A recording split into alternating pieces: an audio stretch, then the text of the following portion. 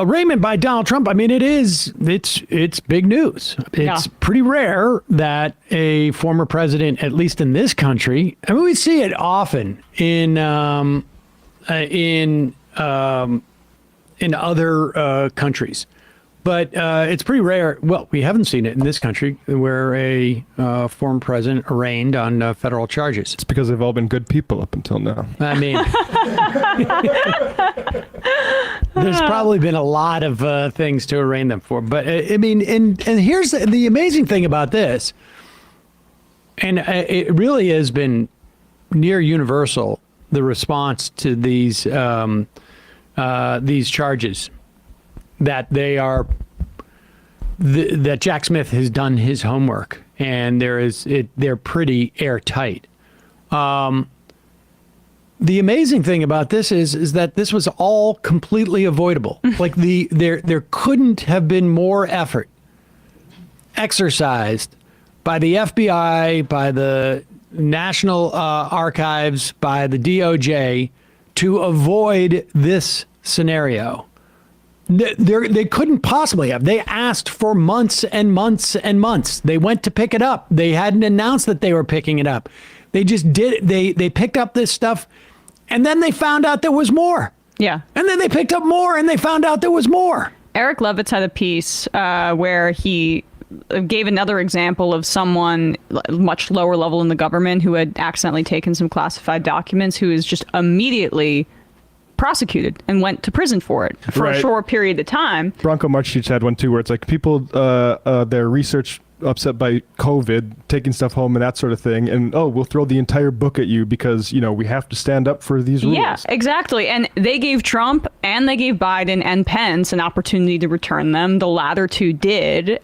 Trump hid and hoarded them. It's also important to just mention, and I don't care about Pence and I don't care about Biden, but they did their own search to make sure that they didn't have it. They found some and they gave it up. Now, maybe they secretly knew they had it the whole time, whatever. I mean, these things happen in the context, and we allow the former presidents a certain amount of leeway in this. You can argue that there shouldn't be any leeway for anybody or not.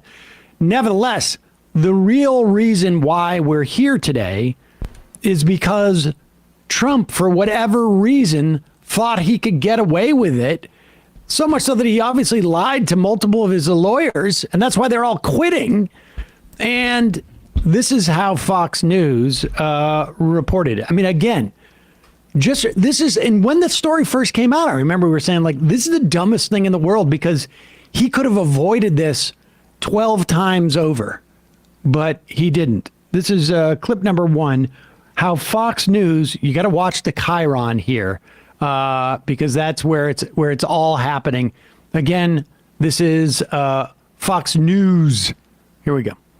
And all of it was illegal because thankfully she was never president. She didn't have the powers. Wannabe dictator speaks at the White House after having his political rival arrested is literally the Fox News chyron. As they show Biden on the left. Yeah. So Trump speaking, if you're listening on the podcast. It's a little bit confusing because when I see Wannabe Dictator, my eyes are kind of drawn to Trump, I guess. Yeah, but this was apparently the chyron at the end of the 8 o'clock hour, and then when Hannity showed up at 9, it was gone. Yeah, 8:59. But it flashed right then, and this just goes to show that Fox News is going to still sink to the lowest possible point possible when there is no major corporate entity that can sue them for a ton of money. Because with Dominion, like, they learned their lesson in that very narrow regard about speaking on election interference in that way. But, Biden can't sue for being called a wannabe dictator. There's no financial ramifications for it, so they'll go as low as possible. This is their business model. Who was hosting the 9 p.m. or that 8 p.m. last night? I will double check, but I believe it was Brian Kilmeade. Yes, Kilmeade's definitely. They're all vying for this job, and so they're just seeing how outrageous can I get. I mean, meanwhile, that does sound like Kilmeade's voice. Yeah, or at least his production team. We'll have some clips of Trump talking in the wake of his arraignment. I don't know. You see competing articles as to whether he's actually genuinely worried or not. The one thing that leads me to believe that he's genuinely worried, or would be, is he still doesn't have a lawyer to represent him in this specific case. Counterpoint, he's clinically insane.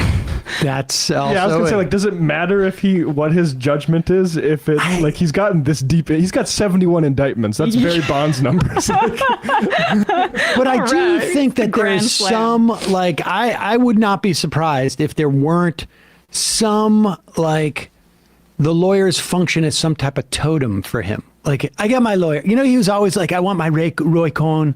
Yeah. And so I just think that he has an investment in that. But we'll see. I mean, he's still going around. I can't wait for the Georgia potential indictment. Hopefully that comes, because then he'll say, I got the hat trick. I got the hat trick. I got Georgia. I got New York. Well, and the federal one. We'll to talk top about it off. this in a minute, too, after we hear from our sponsors. But there also may be what do you call a trick? Because there may be some indictments coming in New Jersey. We'll talk about that in a second.